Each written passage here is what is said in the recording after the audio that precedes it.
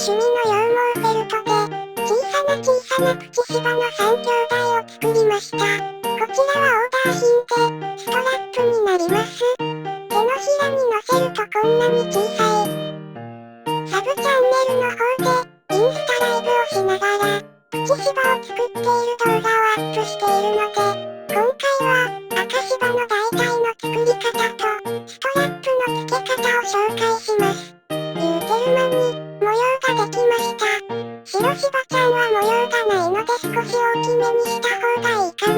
こんな感じで、だいたい 2.5 センチから 3.5 センチほどの柴犬を作っていきます。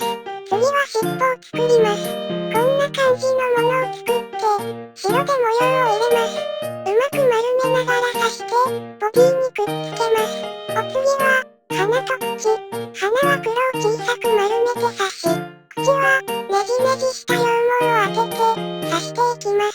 小さく丸めたピンクを口の真ん中に刺し、ベロをしまい忘れてる感を出します。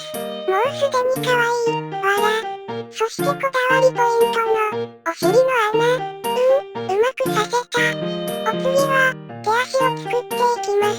こんな小さな丸っこいのを作って、チクチク刺していきます。1個完成するまでに3回は指を刺しますね。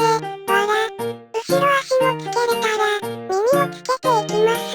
各パーツの作り方も、サブチャンネルで探してね。じゃじゃーん、耳、苦手やけど、うまくできた。やめてー。ふふ。最悪。可愛くしてあげるから、ほらね。かわいいかわいい。またやー。マロ眉を入れたら完成だよ。黒柴ちゃんは、こんな感じで模様を入れるよ。笑。完成したらこんな感じだよ。お股のハートがチャームポイント。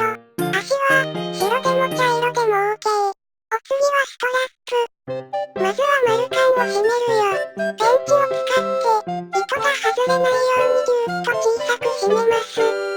糸はお腹の部分から通して、耳の間ぐらいに出します。丸カンを通して、ぎゅーっと縫い付けます。3回くらいは繰り返して強度を出します。お腹の部分は毎回結びました。このままだとかっこ悪いので、白い羊毛で、きれいにします。ふわっと盛り付けて、チクチク刺して整えます。丸カンの方は見た目を良くするために、羊毛を少しひねって、丸カンに通し、チクチク刺して押さえます。ストラップをつけたら完成。白柴ちゃんの方が見やすかったね。こんな感じ。こうやって、糸の部分を隠す感じです。では、この小ささ、伝わっていますか？じゃじゃーん、赤柴ちゃんが一番作り慣れてるから、やっぱ可愛いな。